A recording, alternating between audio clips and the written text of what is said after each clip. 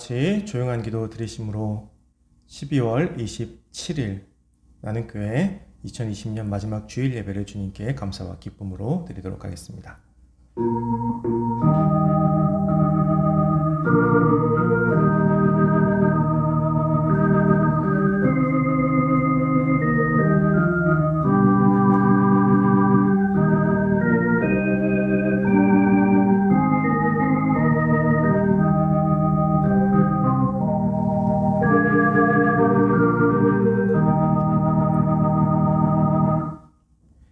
너희 의인들아 여호와를 즐거워하라. 찬송은 정직한 자들이 마땅히 할 바로다. 수금으로 여호와께 감사하고 열줄 비파로 찬송할지어다. 새 노래로 그를 노래하며 즐거운 소리로 아름답게 연주할지어다. 여호와의 말씀은 정직하며 그가 행하시는 일은 다 진실하시도다. 그는 공의와 정의를 사랑하시며 세상에는 여호와의 인자하심이 충만하도다. 온 땅은 여호와를 두려워하며 세상의 모든 거민들은 그를 경외할지어다. 아멘. 다같이 사도신경으로 신앙 고백하시겠습니다. 전능하사 천지를 만드신 하나님 아버지를 내가 믿사오며 그 외아들 우리 주 예수 그리스도를 믿사오니 이는 성령으로 잉태하사 동정녀 마리아에게 나시고 본디오 빌라도에게 고난을 받으사 십자가에 못 박혀 죽으시고 장사한 지 사흘 만에 죽은 자 가운데서 다시 살아나시며 하늘에 오르사 전능하신 하나님 우편에 앉아 계시다가 저리로서 산 자와 죽은 자를 심판하러 오시리라. 성령을 믿사오며 거룩한 공예와 성도가 서로 교통하는 것과 죄를 사하여 주시는 것과 몸이 다시 사는 것과 영원히 사는 것을 믿사옵나이다. 아멘. 찬송가 327장 다같이 찬양 드리시겠습니다.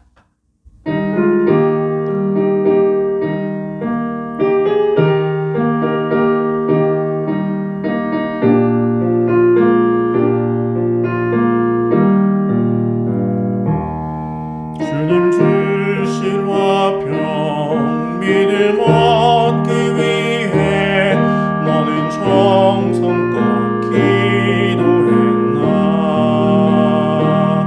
주의 재단 앞에 모두 바치기 전 복을 받을 줄 생각 마라. 주의 재단에 산제사 드린 후에 주의 맘을 주장하니 주의 뜻을 따라 그와 동행하면 영생 복락을 누리겠네. 주의 밝은 빛에 항상 활동하며 선한 사업에 힘쓰겠나. 자유 얻으려면 주의 뜻을 따라 너의 모든 것 희생하라. 주의 재단에 산제사 드린 후에 주의 맘을 주장하니 주의 뜻을 따라 그와 동행하면 영생 복락을 누리겠네. 주의 재단 앞에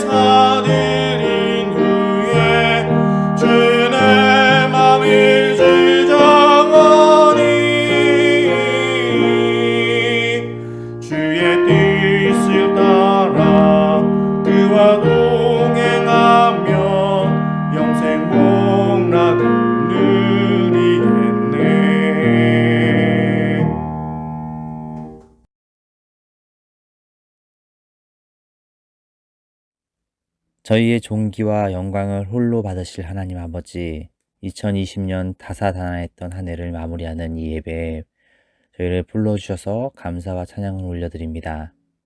한 해 동안 저희를 먹이시고 입히시고 지키시고 인도하여 주신 주님, 저희는 아버지를 떠나서 살 수 없음에 이 예배의 자리에 나왔습니다. 비록 비대면으로 예배드리지만 이 예배에 함께하여 주셔서 저희가 드려지는 예배를 주님께서 온전히 받아주시옵소서. 저희에게 영원한 생명을 주신 주님, 지난 한 해를 뒤돌아보면 너무나도 나약하고 무지한 저희들의 모습이 그려집니다. 코로나라는 전염병으로 인해 예배를 소홀히 하고 서로가 서로를 멀리하며 믿음에서 점점 멀리 떨어진 삶을 살아왔음을 주님 앞에 고백합니다. 또한 경기가 어렵다는 이유로 원망과 불평만 늘어갔고 감사는 멀리 떠나가 버렸습니다. 주님, 잠시간이나마 주님께서 주신 천국의 소망을 잊고 살았던 저희의 죄를 주님께서 용서하여 주시옵소서. 전 세계가 코로나라는 무서운 전염병으로 팬데믹 상태에 놓여 있습니다. 나라 간, 지역 간 이동을 막고 모든 경제 활동이 위축되고 집에서 밖으로 나오지 못하는 상황까지 이르렀습니다. 그런데 바로 지금 이때가 저희가 하나님 앞에 기도하게 하실 때인 줄 믿습니다. 온 나라와 교회가 하나님 앞에 엎드려 회개하고 더 나아가 기도할 수 있도록 인도하여 주시옵소서. 어려움에 처한 나라와 교회와 개인의 삶을 위해 합심하여 기도하게 하셔서 모든 것들이 온전히 회복되는 역사가 일어날 수 있도록 인도하여 주시옵소서. 전염병은 소멸되게 하시고 막혔던 경제는 풀려 힘있게 다시금 돌아갈 수 있도록 함께하여 주시옵소서. 2020년 코로나로 인해 교회 안에서의 예배가 아닌 온라인 예배를 드리다 보니 우리가 함께 모여 예배하는 것이 얼마나 소중하고 감사한 것인 줄 저희들 깨닫습니다. 모든 성도들이 함께 모여 찬양하며 아버지께 나아가길 저희들 간절히 원합니다. 하루속히 저희들의 예배가 온전히 회복되어질 수 있도록 다 함께 모여서 한자리에서 주님께 영광 올려드리며 예배를 드릴 수 있도록 인도하여 주시옵소서. 주님, 다가올 2021년은 주님과 함께하는 한 해, 주님만 바라보며 살아가는 복된 한 해가 되길 간절히 원합니다. 전염병이 하루속히 잡혀서 이 나라 경제가 회복돼 그동안 고통받은 것에 100배, 1000배의 물질의 축복이 있게 하여 주시고 교회의 예배가 회복되어져 모든 성도들이 함께 찬양하며 하나님께 영광 올려드릴 수 있는 한 해가 될 수 있도록 인도하여 주시옵소서. 특별히 오늘 말씀을 들고 단위에 서신 목사님에게 건강과 권능을 주시어 이 시간 주시는 말씀을 통해 저희들 하나님을 만나고 위로받고 또 변화되는 복된 축복의 시간이 될 수 있도록 함께하여 주시옵소서. 2020년 저희를 인도하여 주셨듯이 다가올 2021년은 저희에게 하나님의 주실 큰 축복을 기대합니다. 주님, 저희와 함께하여 주시며 믿사오며 거룩하신 예수님의 이름으로 감사하며 기도드렸습니다. 아멘.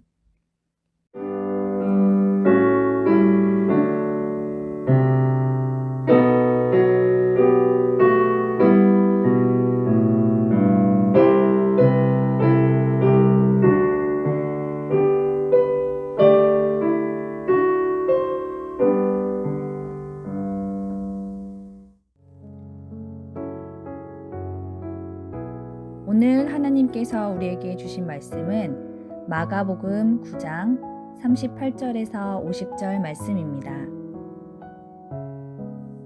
요한이 예수께 여짜오되 선생님, 우리를 따르지 않는 어떤 자가 주의 이름으로 귀신을 내쫓는 것을 우리가 보고 우리를 따르지 아니하므로 금하였나이다. 예수께서 이르시되 금하지 말라. 내 이름을 의탁하여 능한 일을 행하고 즉시로 나를 비방할 자가 없느니라. 우리를 반대하지 않는 자는 우리를 위하는 자니라.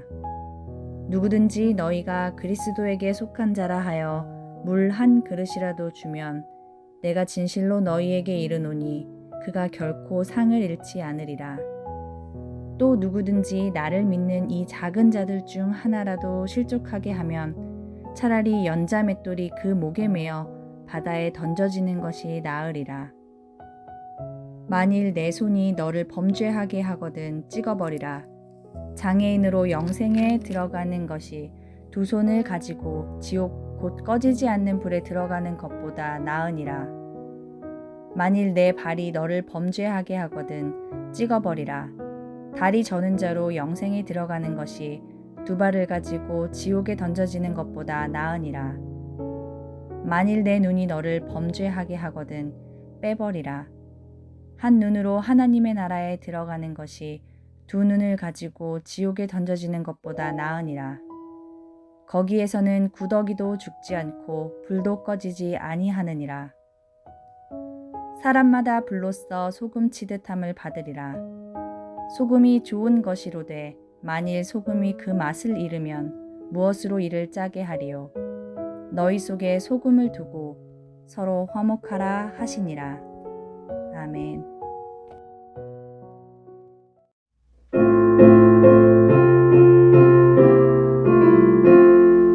주님 우리의 마음을 여시어 말씀을 깨닫게 하옵소서.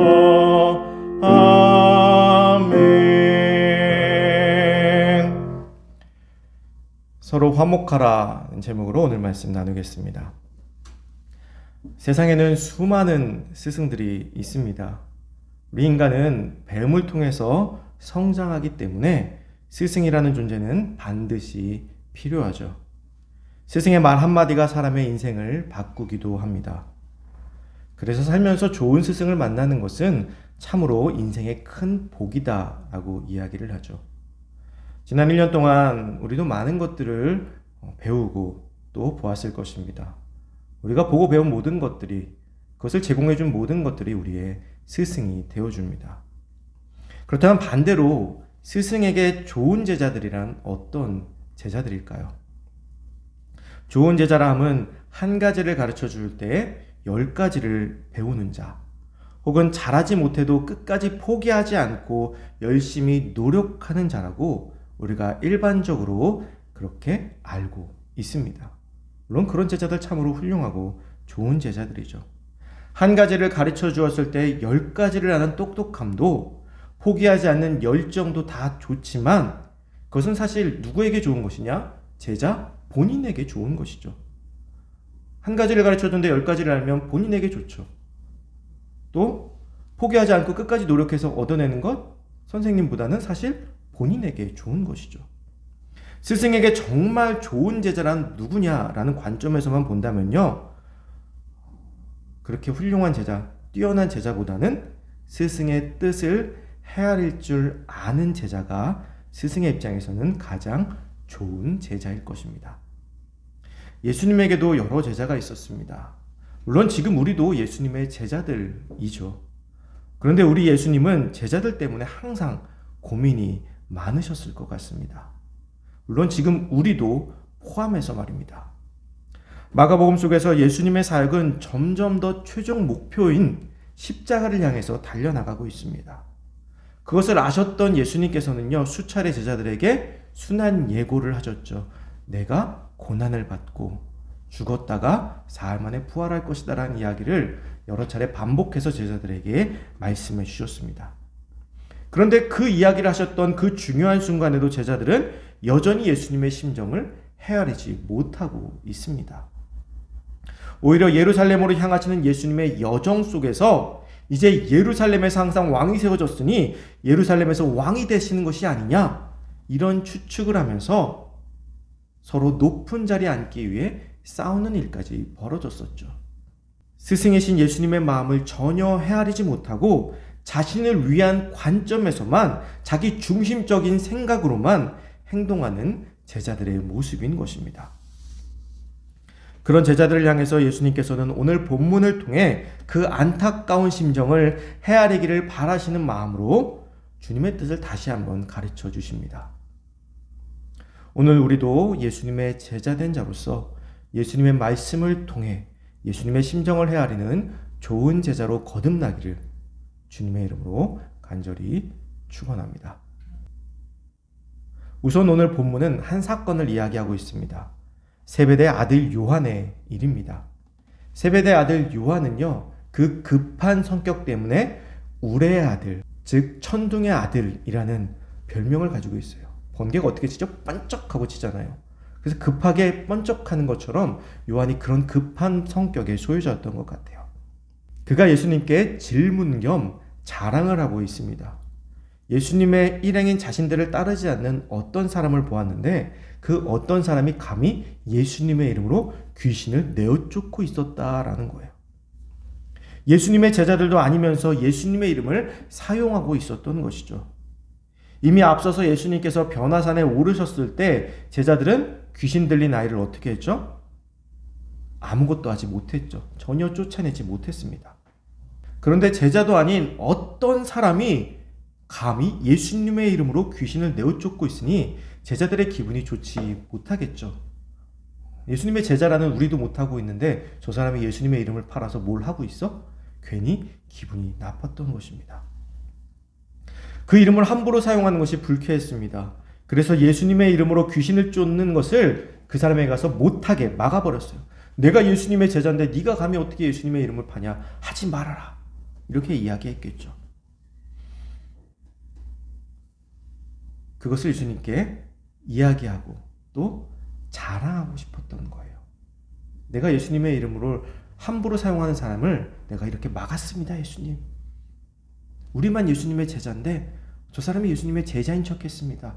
조심해야겠습니다. 이런 마음이었겠죠.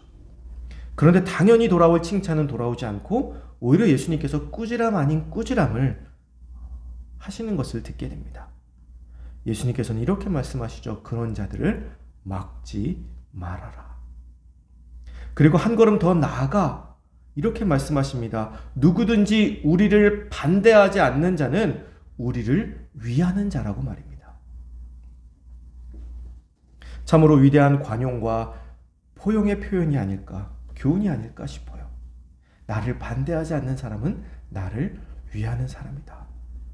우리는 나에게 찬성해주는 사람, 내 뜻에 동조해주는 사람만 나를 위한다라고 생각하잖아요. 그런데 나에게 해를 가하지 않는 그 모든 사람들이 나를 위하는 사람이다라는 거예요. 그럼 밖에 나가서 한번 세상을 한번 바라봅시다. 길거리 다니는 수많은 사람들을 한번 보세요. 나를 위해하는 사람이 많습니까? 나를 위하는 사람이 많습니까? 혹은 나를 신경 쓰지 않는 사람이 많습니까? 아마도 신경 쓰지 않는 사람이 가장 많을 거예요. 그런데 그 사람들조차도 나를 위해하는 사람이 아니기에 나를 위하는 사람으로 받아들이라는 예수님의 말씀인 것이죠. 대부분의 사람들은 우리라는 공동체 안에 있지 않은 사람들을 적대시합니다. 우리라는 공동체 안에 있는 사람들에게는요, 간이라도 내어줄 것처럼, 모든 것을 내어줄 수 있을 것처럼 너무나 선한 사람도 밖에 나가서 그 외의 사람들에게는 함부로 하는 모습을 쉽게 보곤 합니다. 교회 공동체 안에서는 한없이 좋은 목사요, 장로요, 권사요, 집사지만 세상에서는 남의 잘못을 한치도 용납하지 않는, 또 용서하지 않는 모습을 보이는 사람들이 많이 있다라는 거예요. 우리 그리스도인들 가운데 그렇다라는 거예요. 항상 날이 서 있습니다. 그런데 신기하게도요, 그 날이 교회로만 오면요, 어디론가 품어져요. 숨겨져요.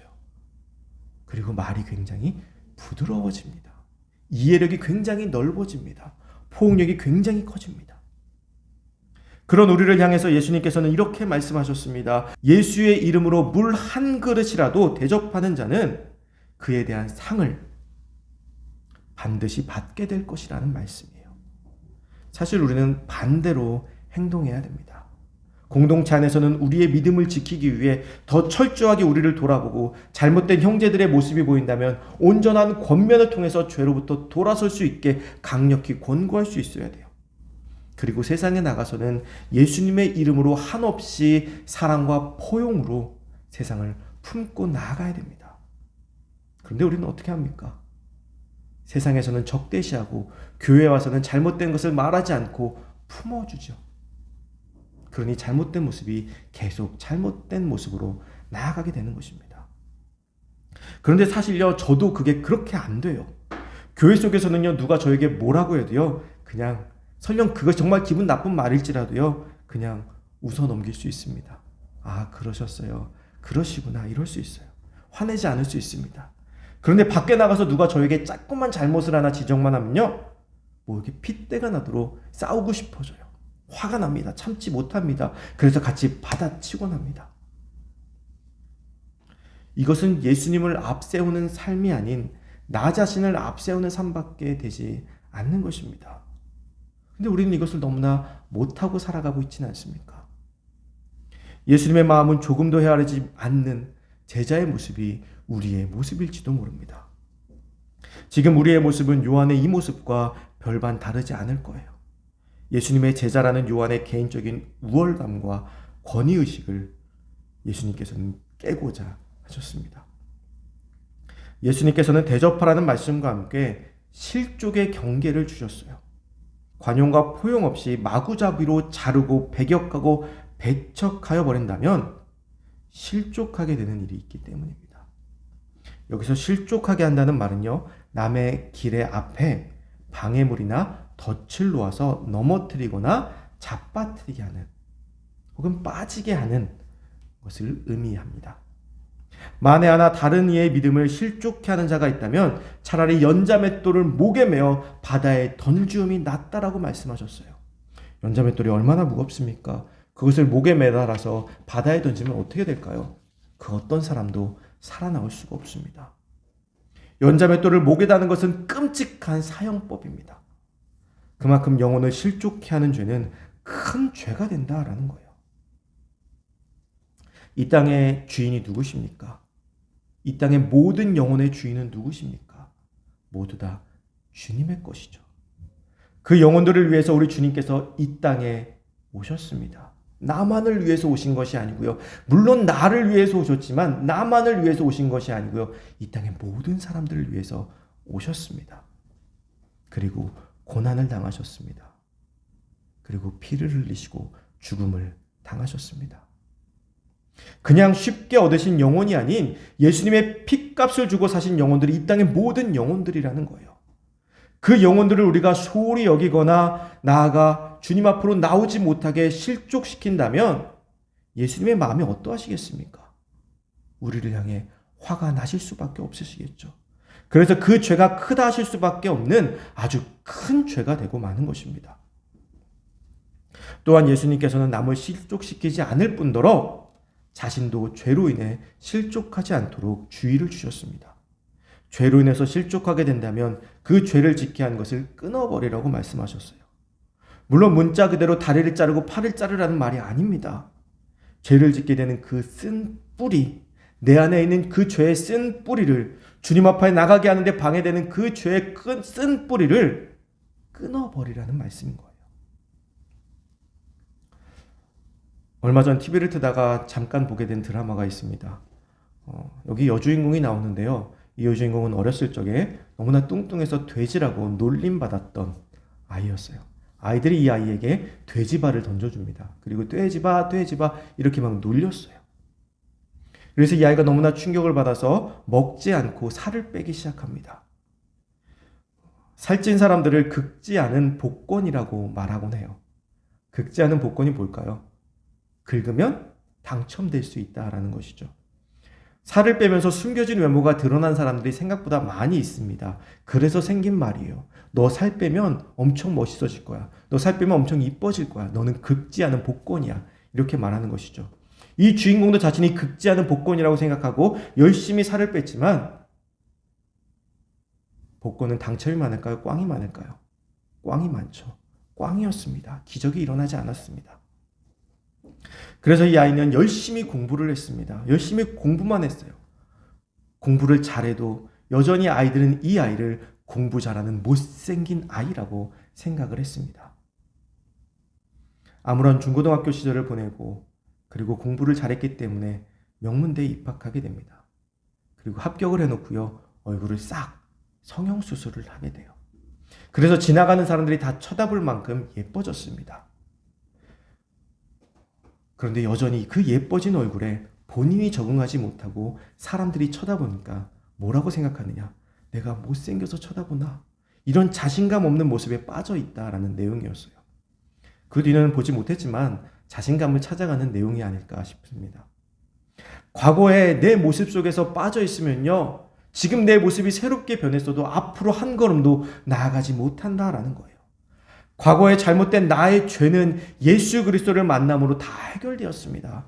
그런데 여전히 주님 앞에 더 나아가려고만 하면 과거의 그 죄에 발목 잡혀 있는 분들이 많이 있다라는 거예요. 이것을 죄의 쓴 뿌리라고 이야기합니다. 계속해서 더 나아가지 못하게 과거에 머물게 하며 스스로 실족하게 만드는 쓴 뿌리인 것이죠. 예수님께서는 이것을 과감하게 끊어버리라고 말씀하고 계신 거예요. 이 과거의 죄에서 벗어나야 우리는 새로운 세상을 향해 나아갈 수 있게 되는 것입니다. 이제 예수님께서는 그 쓴 뿌리를 끊고 세상의 소금으로 나아가 화목하라고 말씀하셨습니다. 소금은 우리 삶에 있어서 없어서는 안 되는 것이죠. 소금은 맛을 나게 해줄 뿐만이 아니라 자신을 녹여서 부패를 막는 효과도 가지고 있습니다. 그래서 우리나라의 김장도 마찬가지고요. 젓갈류도 마찬가지죠. 다 소금의 절입니다. 그래서 한 계절이 지나도 1년이 지나도 썩지 않고 우리가 먹을 수 있게 되는 것이죠. 부패와 변질을 막아주는 역할로 고대 사회에서는 이 소금을 두터운 신뢰와 동맹의 표시로 떡과 함께 소금을 나누어 먹었습니다. 그리스도의 제자들은 이처럼 소금의 역할을 해야 한다라는 것입니다. 그런데 소금이 어디서 나옵니까? 요즘은 히말라야 소금이라고 해서 산에 있는 소금을 캐기도 하더라고요. 근데 우리가 기본적으로 알고 있는 소금은 바다에서 나오는 소금이죠. 바다에서 물을 다 날리고 결정지어서 만드는 것이 바로 소금입니다. 우리도 죄라는 바다의 물을 다 날려버리고 믿음으로 결정지어서 세상의 소금과 같은 역할로 나아가야 되는 것입니다. 소금은 자기 희생의 의미가 담겨 있습니다. 녹아야만 그 역할을 할 수 있는 것이죠. 예수님의 제자들은 세상 속에서 서로 누가 크냐라고 서로 싸우며 높아지려 하고 자신을 드러내려고 하였지만 그것이 아닌 자신을 희생하여 자신은 사라지고 주님만 드러내는 것이 참된 예수님의 제자의 모습이라는 것입니다. 그렇게 할 때 세상에 주님께서 주시는 화목과 평화가 찾아오게 되는 거예요. 코로나19로 인해서 그리스도인들은 참으로 많은 수난을 당하고 있습니다. 그런데 우리가 만약 예수님의 말씀처럼 우리를 희생하고 내어주었다면 과연 지금처럼 되었을까요? 뭐만 있으면 교회 닫아라, 교회 폐쇄해라, 이런 말이 나왔을까요? 그렇지 않았을 것입니다. 우리가 예수님의 제자답게 못 살았기 때문에 나타난 참으로 안타까운 현실이 아닐 수 없습니다. 사랑하는 성도 여러분, 우리를 반하지 않는 자는 우리를 위하는 자라는 예수님의 위대한 관용의 말씀을, 그 교훈을 기억하시기 바랍니다. 잘못된 우월의식이나 권위의식을 버리고 세상의 화목을 위해서 내 자신을 희생하고 녹아내리는 저와 여러분들이 되기를 바라요. 그것이 우리가 주님의 제자로서 주님의 뜻을 헤아리며 주님께 좋은 제자가 되는 길이고 예수님의 사역을 완성시키는 귀한 동참이 될 것입니다. 2020년 마지막 주일을 보내며 세상을 향해 예수님의 참된 제자로 나아가는 저와 여러분들이 되시기를 주님의 이름으로 축원합니다. 기도하겠습니다. 주님, 우리는 예수님의 제자라는 이름을 가지고 있지만 진짜 우리가 제자였는지를 돌아보게 하시니 감사를 드립니다. 나를 드러내려고 했던 예수님의 제자들에게 소금과 같이 너를 녹아내리라고 말씀하셨던, 그래서 화목하게 만들라고 하셨던 그 말씀을 마음 깊이 새기고 세상에 나를 드러내고 내 목소리를 내기보다는 세상에 나를 녹여내어 화목하기 위해 최선을 다하는 예수님의 제자다운 삶을 살 수 있도록 우리를 붙들고 인도하여 주시옵소서. 모든 것을 주님께 맡기오며 예수 그리스도의 이름으로 기도드리옵나이다. 아멘.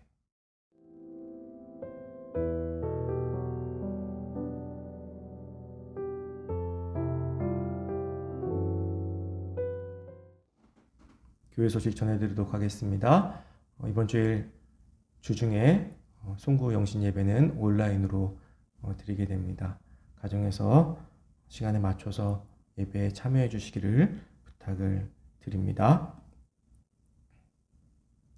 2021년 나눔교회 표가 나왔습니다. 2021년 나눔교회 표는요, 여호와께 돌아가자라는 주제입니다.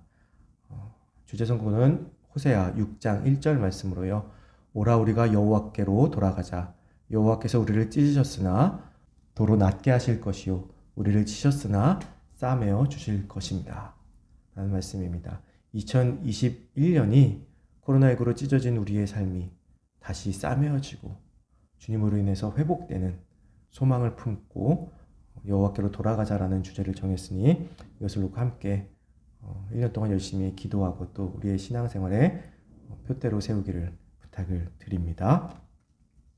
2020년이 이제 오늘로 주일은 끝이 났습니다. 한 해 동안 정말 고생 많으셨고 수고하셨습니다. 그 마음을 담아서 우리 수고한 우리 가족들을 한번 안아주시고 사랑한다라고 인사해 주시기 바랍니다. 사랑합니다. 수고 정말 많으셨습니다. 이제 다 같이 찬송가 50장 찬양 드리심으로 준비한 예물 주님께 감사와 기쁨으로 드리도록 하겠습니다.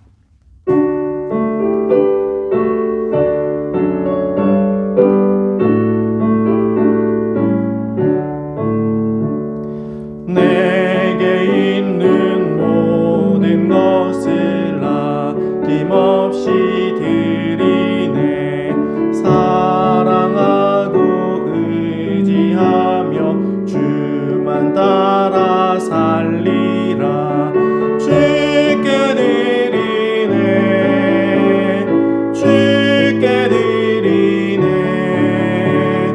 사랑하는 그 주 앞에 모두 드리네. 내게 있는 모든 것을 겸손하게 드리네. 세상 욕심 멀리하니 나를 받아 주소서. 주께 드리네. 주께 드리네. 사랑하는 그 주 앞에 모두 드리네. 내게 있는 모든 것을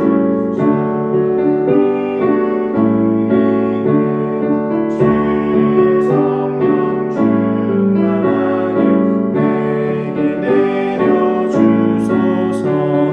주께 드리네. 주께 드리네. 사랑하는 그 주 앞에 모두 드리네.